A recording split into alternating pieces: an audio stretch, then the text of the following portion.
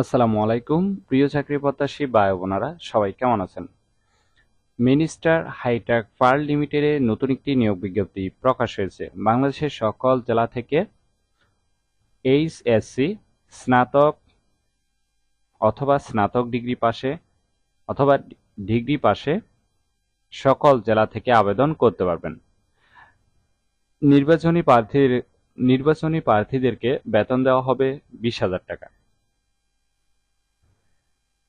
এরকম নতুন নতুন চাকরির বিজ্ঞপ্তির ভিডিও প্রতিদিন পেতে ভিডিওটাতে একটা লাইক দিয়ে অবশ্যই জব সার্কুলার 20 চ্যানেলটি এক্ষুনি সাবস্ক্রাইব করে রাখুন। আর পুরো নিয়োগ বিজ্ঞপ্তি সম্পর্কে বিস্তারিত জানতে ভিডিওটাতে অবশ্যই ভিডিওটি না টেনে শেষ পর্যন্ত দেখতে থাকুন।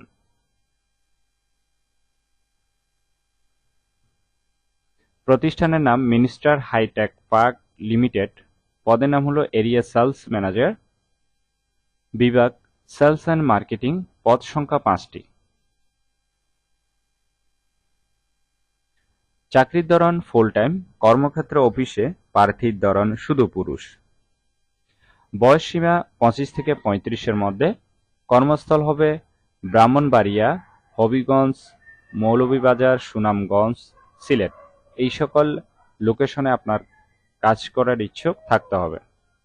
বেতন হবে জয়নিং 18 থেকে 20,000 টাকা।